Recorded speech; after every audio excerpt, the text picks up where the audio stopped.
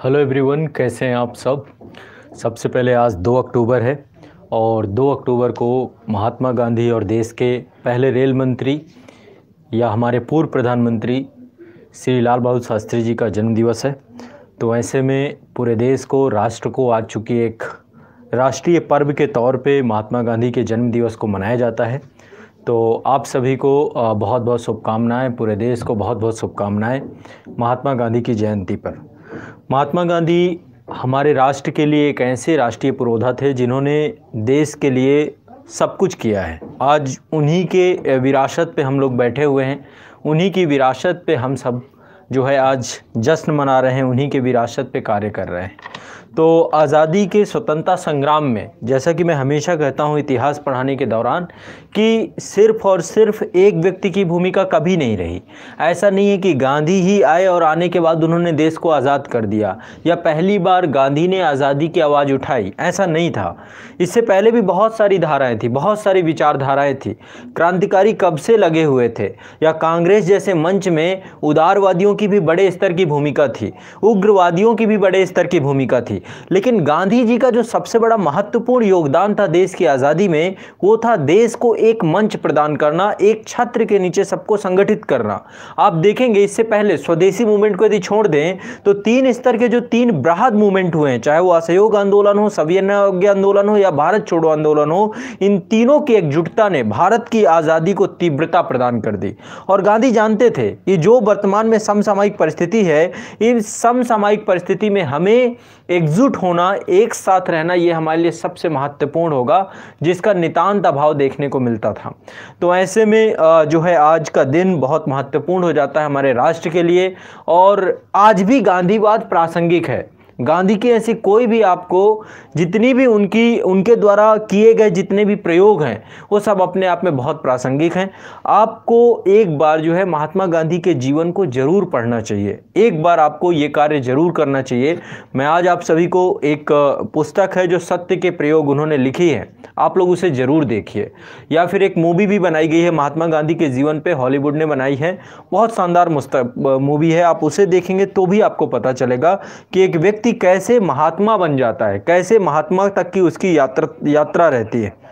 तो ऐसे में आप समझ सकते हैं कि जिस राष्ट्र में आज हम लोग बैठे हैं, ये गांधीवादी राष्ट्र है, जिसने संपूर्ण देश को सत्य और अहिंसा के मार्ग में चल के जिसने देश ने आज़ादी प्राप्त की। मैं हमेशा आपसे कहता हूं कि आप देखेंगे विश्व के अन्य देशों से भारत को यदि कंपेयर करें तो आपको हमेशा गांधी सबसे आगे आके खड़े उस मामले में मिलते हैं। विश्व में आप जहां भी देखिए, अमेरिकी क्रांति हुई तो अमेरिकी क्रांति में भी एक हिंसा का प्रयोग किया गया, वो भी एक हिंसा का आंदोलन के तौर पे था, लेकिन वो अधिकारों को लेकर के था, अपने राइट्स को लेकर के था। उन्होंने टैक्स देना बंद कर दिया। उन्होंने फ्रांसीसी क्रांति हुई तो वो भी समता के अधिकारों को लेकर के था, बंधुता के अधिकारों को लेकर के था, मानवाधिकारों को लेकर के था।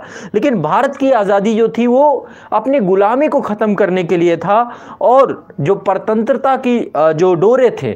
और इसके अलावा आप देखेंगे चीन का इतिहास यदि थोड़ा सा उठा के देख लें तो चीन में क्या हुआ है, वहाँ पर हिंसक क्रांति हुई है माओ के नेतृत्व में। 1911 की सांस्कृतिक क्रांति जो सन्यास से इनके नेतृत्व में हुई थी, उसके बाद जो माओ के नेतृत्व में क्रांति हुई, तो बहुत अमूलचूल परिवर्तन आपको देखने को मिलेगा। बहुत अंतर है गांधी वर्सेस जो विश्व का अन्य जितने भी देश हैं। गांधी एक बात हमेशा कहते हैं कि जब कभी मैं बहुत परेशान होता हूं तो मैं एक चीज को हमेशा ध्यान में रखता हूं कि विश्व का जो इतिहास रहा है, या आप इतिहास की जितनी भी घटनाएं हुई हैं, उन सभी घटनाओं में आप पाएंगे कि सत्य की विजय हुई है।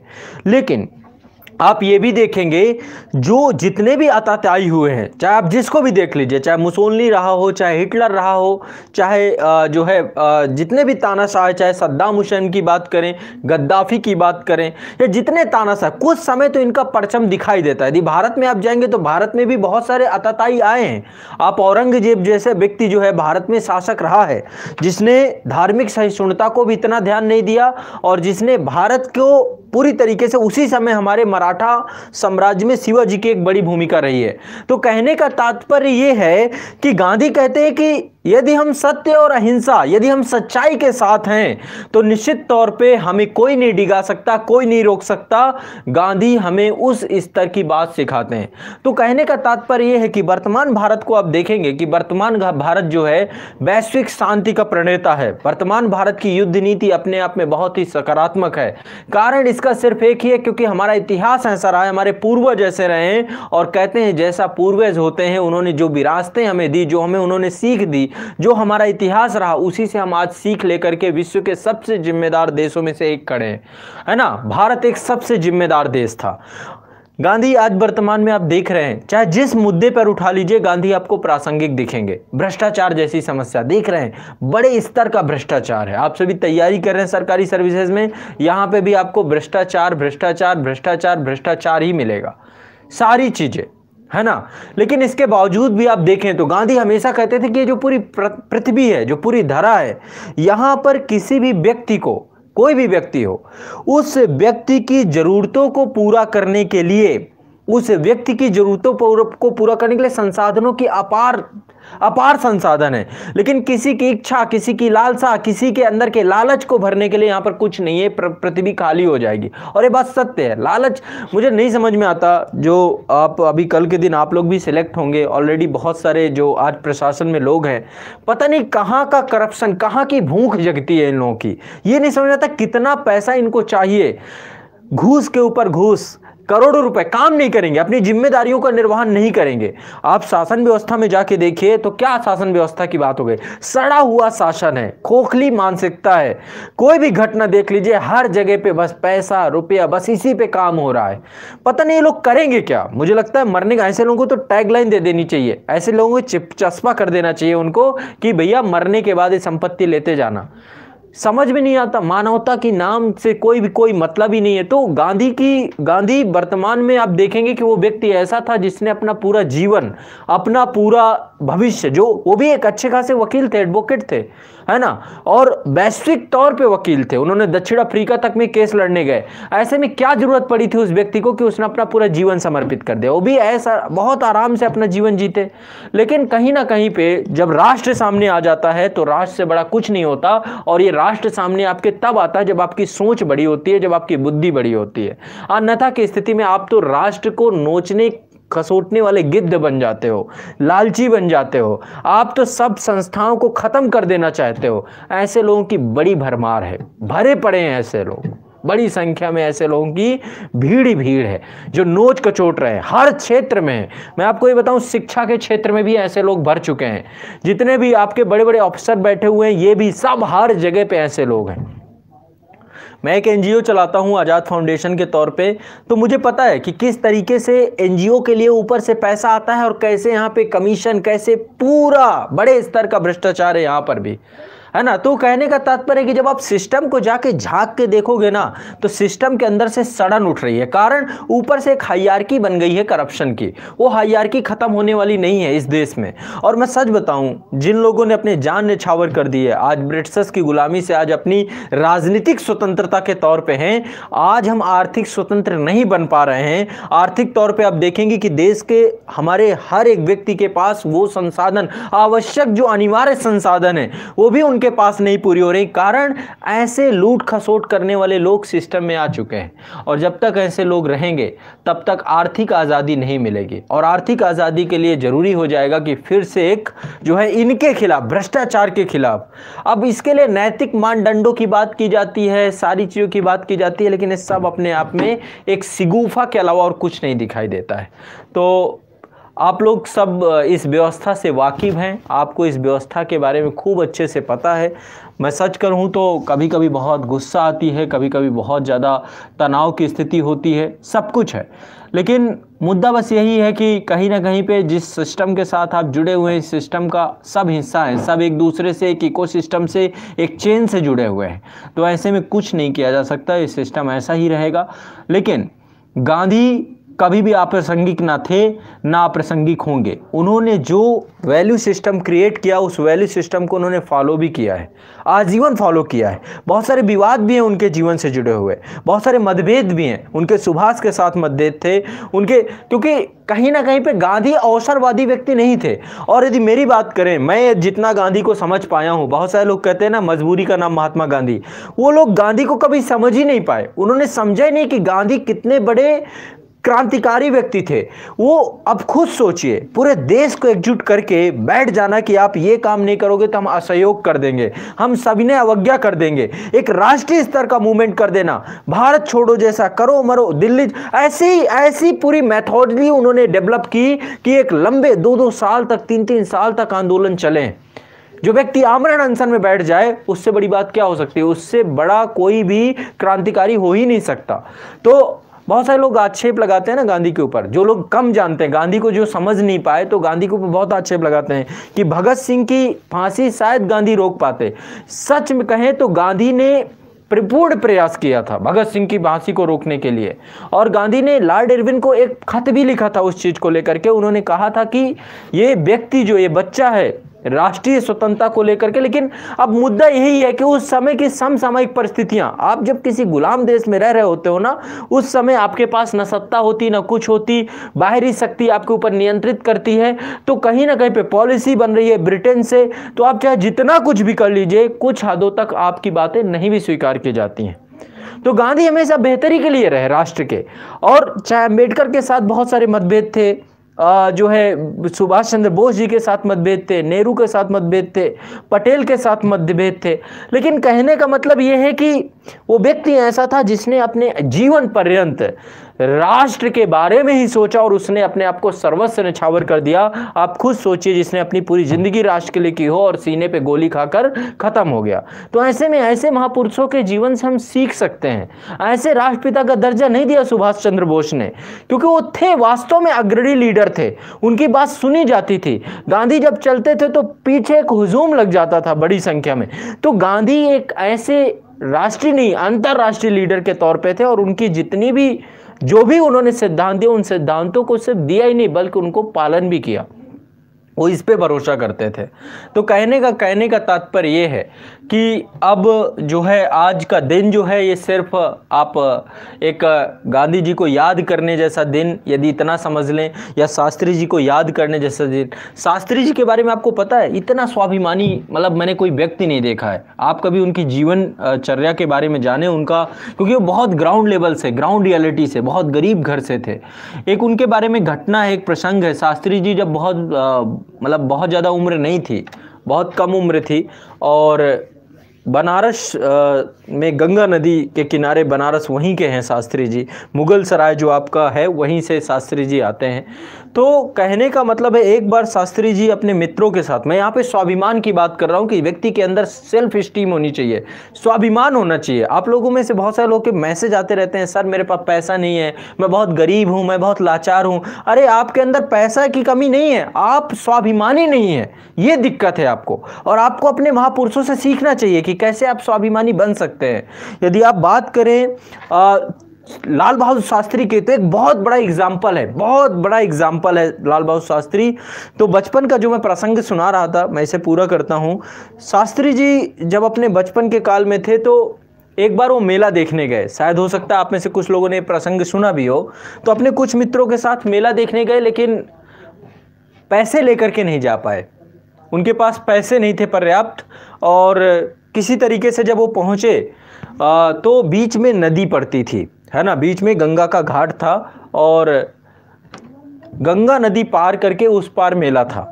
तो जब शास्त्री पहुंचे, अपने मित्रों के साथ थे, तो मित्रों ने उन्हें ऑफर किया कि ऐसा करते हैं, आप हमारे साथ आ जाइए, नाव में बैठ करके चलेंगे, पैसे हम लोग दे देंगे। लेकिन शास्त्री इतना स्वाभिमानी व्यक्ति थे, लाल बहादुर शास्त्री ने एक पैसा भी किसी का नहीं लिया, बल्कि नदी को पार किया उन्होंने। कपकपाती ठंड में उन्होंने कहा नहीं, मैं किसी का पैसा लेकर के साथ में। आप सोचिए, हम छोटी छोटी बातों को लेकर के अपना दिमाग चलाते हैं, हमें सोचते हैं इसका शोषण कर लें, इसका शोषण कर लें, इसका शोषण कर लें। आज तो दोस्ती का नाम ही शोषण हो गया है। लेकिन अपने इन महापुरुषों को देखिए, ऐसे महान नहीं बन गए। महान बनने के लिए आपके अंदर सच्चाई होनी चाहिए, आपके अंदर सद्गुण होने चाहिए, आपके अंदर ह्यूमन वैल्यूज होनी चाहिए, ना कि आपके अंदर शोषणकारी प्रवृत्ति होनी चाहिए कि मैं बस ये है, आज मौका मिल गया ये कर दूंगा, आज मौका मिल गया। ऐसा नहीं होना चाहिए।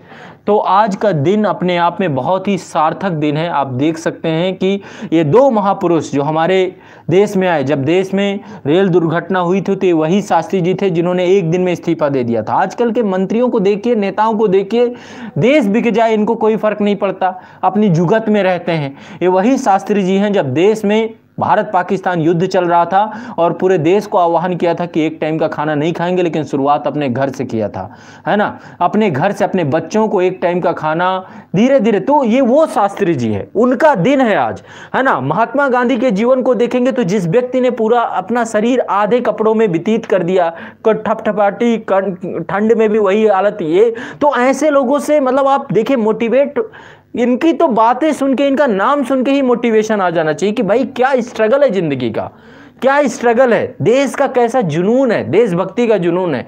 और वो सारी चीजें हैं जो आकर के आज इनको राष्ट्रपिता का दर्जा देती हैं, आज इनको एक महापुरुष के तौर पे हमारे सामने आज हम खड़े हैं ना, बात करने के लिए तैयार है ना। कुछ तो बात इनके अंदर रही होगी, कुछ तो आग इनके अंदर रही होगी।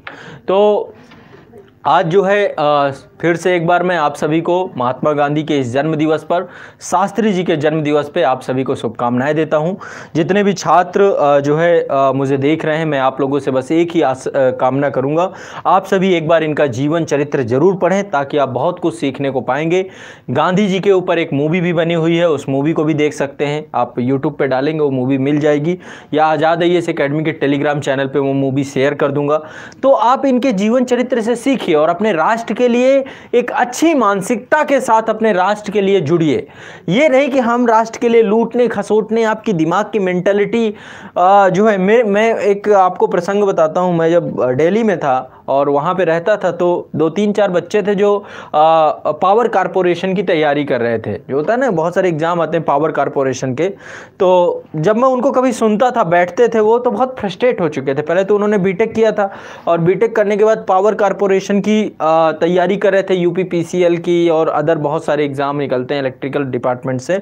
तो जब मैं उनकी कभी बात सुनता था तो बड़ी हंसी आती थी, उनकी मेंटालिटी, उनकी मानसिकता। वो कहते थे कि यार जब जिस दिन सिलेक्शन हुआ उस दिन जो है कम से कम 3 से 4 ट्रांसफार्मर बेच ही देंगे, छोड़ेंगे नहीं, ट्रांसफार्मर बेच देंगे, खंबे बेच देंगे, ये करेंगे वो करेंगे। मतलब अभी सिलेक्शन हुआ नहीं है लेकिन उनकी दिमाग में ऐसी गंदगी चल रही है। मैं हमेशा सोचता था कि जब कभी ये सेलेक्ट होके जाएंगे तो ये करेंगे क्या, ये तो 2-2 रुपए के लिए बेच देंगे। और देखिए आज आप देखेंगे पुलिस डिपार्टमेंट में यही हालत है। मैं कभी नहीं कहता, किसी विभाग में ईमानदार लोग भी हैं और भ्रष्टाचारी लोग भी हैं, लेकिन आप देखेंगे कि अब धीरे धीरे इनका रेशियो किस तरीके से बढ़ता जा रहा है, कैसी स्थिति बन चुकी है, भ्रष्टाचारियों का कुछ पता ही नहीं चलता। तो आज एक शपथ लो, ये दिन सिर्फ और सिर्फ संकल्प ले सकते हैं कि हम कभी जीवन में कभी मौका मिलेगा राष्ट्र की सेवा के लिए, आपको कुछ नहीं करना, आप सिर्फ अपने कर्तव्यों का निर्वहन करिए। कोई देश सेवा करने की जरूरत नहीं है, आपको अपने कर्तव्यों का निर्वहन करने लग गए, एक अच्छे नागरिक बन गए, एक अच्छे अधिकारी बन गए, एक ईमानदार अफसर बन गए। आज कोई कहीं घटना होती है, इसके बाद भ्रष्टाचार के भेंट चढ़ जाती है, तो ईमानदारी सबसे बड़ा गुण है। यदि आप ईमानदार हो गए, मैं शिक्षक हूं, मैं अपना धर्म, शिक्षक का धर्म जो है ईमानदारी से निभाऊं, आप छात्र हैं, अपना छात्र का धर्म ईमानदारी से निभाएं, आप किसी जॉब में हैं, आप अपनी जॉब का धर्म ईमानदारी से निभाएं। आज देखिए शिक्षकों की हालत क्या हो गई है, स्कूल जाने को पसंद नहीं करते हैं, है ना, स्कूल जाने को पसंद नहीं करते, उन्हें कोई मतलब नहीं है कि छात्रों का क्या हो रहा है, पढ़ाना तो दूर, उनके नैतिक पतन और किसी चीज से कोई ताल्लुकात नहीं होता है। तो ऐसे में ये जो धीरे धीरे नैतिक पतन हो रहा है, इथिकल वैल्यू गिर रहे हैं, ये कहीं ना कहीं पे राष्ट्र के लिए सबसे घातक और इससे घातक कुछ नहीं हो सकता है। तो आज गांधी जयंती के अवसर पे आप सभी को मैं फिर से एक बार जो है शुभकामनाएं देता हूं, लेकिन आप लोगों से आशा करता हूं, उम्मीद करता हूं कि आप सभी इन दोनों महापुरुषों के जीवन से सीखिए। शास्त्री जी का जीवन भी उतना ही क्रांतिकारी है जितना क्रांतिकारी एक व्यक्ति जिसने राष्ट्र को लेकर के, शास्त्री जी की मौत कैसे हुई पता है ना आपको, है ना, वो व्यक्ति भी राष्ट्र के लिए ही खत्म हो गया। वो व्यक्ति भी राष्ट्र के लिए खत्म हुआ। महात्मा गांधी ने पूरा जीवन समाप्त कर दिया राष्ट्र के लिए। तो राष्ट्र सर्वोपरि है हमारे लिए, हमारा देश, हमारा समाज, हम अपने निहित स्वार्थों में यदि अपने जीवन को समाप्त कर पाए तो होगा क्या? मुझे ये बताओ, जीवन है कितने दिन का? आप लोग 1/3 हिस्सा तो जीवन का जी चुके हो, 1/3 हिस्सा आपके सबके जीवन का निकल गया है। ऐसे में जो आगे का जीवन बचा है ये भी निकल जाएगा, कीड़े मकोड़ों की तरह भी निकल जाएगा। तो यदि आप कुछ करना चाहते हैं अपने जीवन में तो आप अपने लिए जी करके कितना हासिल कर पाएंगे? दूसरों के लिए जीना सीखिए, फिर देखिए जीवन में आपको कितना कुछ मिलता है। तो ऐसे में मैं आप सभी को बस एक सबसे बड़ा संकल्प दिलाना चाहता हूं इस बात को लेकर के कि आप अपने जीवन में ईमानदार बनिए, सत्यनिष्ठ बनिए। आप यदि सत्य होंगे तो आपको कोई भी पराजित नहीं कर सकता, कोई भी परेशान नहीं कर सकता। बस आपके अंदर ईमानदारी होनी चाहिए। इतने ईमानदार बनिए, किसी भी तरीके का इतना रत्ती सा भी आपके अंदर कोई भी षड्यंत्र नहीं होना चाहिए। किसी भी तरीके से कोई भी गंदी मानसिकता आपके दिमाग में नहीं चलनी चाहिए। यदि आप इतना कर पाए अपने जीवन में तो आप अपने जीवन के सर्वोपरि व्यक्ति होंगे और आप जहां बैठे होंगे आपको भी नहीं पता आप कहां से कहां पहुंच जाएंगे। इतनी सोच को बड़ा करिए, दायरा बड़ा करिए, अपना जो कार्य क्षेत्र है राष्ट्र को बनाइए कि मैं अपने राष्ट्र के लिए मुझे ये परिवर्तन करना, अपने जीवन को ऐसे ही खत्म नहीं कर देना है ना। तो कल के दिन ये महापुरुषों की जयंती मना करके हम सिर्फ और सिर्फ 2 बातें इनके लिए सोचकर इनसे कुछ नहीं होगा। इनके अच्छे सद्गुणों को अपने जीवन में उतारिए, यही हमारे इस दिन का सबसे बड़ा महत्व है। महात्मा गांधी की जयंती मनाने का सबसे बड़ा महत्व यही होगा। और इन्होंने वास्तव में, इनके जीवन एक आईने की तरह है, आप उस आईने में सब साफ साफ दिख जाएगा। कभी आप सत्य की प्रयोग पढ़िए तो गांधी जी ने कुछ छुपाया ही नहीं अपने जीवन के बारे में, जो स्थिति थे हुबहू लिख दिया। ये बहुत साधारण बात नहीं होती। आप इतनी बात जो है छुपा के रखते हैं, पीठ पीछे किसी और से बोलते हैं, सामने आपकी हिम्मत नहीं हो पाती है। तो ऐसे में ये कुछ सद्गुण हैं, जो सद्गुणों को अपने अंदर धारण करिए और ये सद्गुण आपके जीवन को बदल के रख देंगे। इतनी बड़ी क्रांति होगी, मैं आपको बता नहीं सकता कितनी बड़ी क्रांति आप करके जाएंगे। तो आज के इस दिन को हमें सार्थक बनाना है, अपने जीवन में उतारना है। इन दोनों महापुरुषों से बहुत कुछ सीखना है। ऐसे में जितने भी छात्र मुझे सुन रहे हैं, एक शिक्षक होने के नाते, आपका मेंटर होने के नाते आप सभी से मैं बस एक आग्रह करूंगा, आप लोगों से संकल्प लूंगा कि अपने जीवन में इतना सोचिएगा कि कभी मौका मिलेगा तो राष्ट्र की पूरी श्रद्धा के साथ सेवा करेंगे, ना कि जा करके पूरे तंत्र को भ्रष्ट बना देंगे, खत्म करने का प्रयास करेंगे। कभी ये नहीं करेंगे। और आज भी जो काम कर रहे हैं उस काम को पूर्ण ईमानदारी के साथ करेंगे। आपके जो धर्म है इस समय, आपका छात्र धर्म है, छात्र धर्म को अच्छे से निभाएंगे। आपका पुत्र धर्म है, उसे अच्छे से निभाएंगे। अपने माता पिता के प्रति वफादार रहेंगे। तो यदि इन गुणों को यदि आप लेकर के आए, धीरे धीरे आपके व्यक्तित्व का निखार आना प्रारंभ हो जाएगा। आपका व्यक्तित्व कहां से कहां पहुंच जाएगा। इसलिए मैं आप लोगों सभी से आग्रह करता हूं कि आज के दिन को ऐसे ही ना जया हो जाने दीजिएगा। आज का दिन बहुत ही क्रांतिकारी होगा और एक क्रांतिकारी आप लोग बनाएंगे, यदि आप बनाना चाहेंगे तो। ठीक है बच्चों, तो चलिए फिर मैं जैसा कि आज के दिन में बहुत कुछ आप लोगों को मैं चाहता हूं कि आप सीखें, आपके अंदर एक बदलाव आए, क्रांतिकारी बदलाव आए, तभी जाकर के आप अपने जीवन में बहुत सार्थक कर पाएंगे, बहुत अच्छा कर पाएंगे। और डरिए मत किसी भी चीज़ से, डरने जैसी कोई चीज़ है ही नहीं। कोई परिस्थिति नहीं है जो आकर के आपको किसी भी तरीके से परेशान कर सके। आपसे बड़ी कोई परिस्थिति नहीं है। आपसे बड़ा, अपने आप को परिस्थितियों से बड़ा बनाइए, अपनी सोच को परिस्थितियों से बड़ा बनाइए।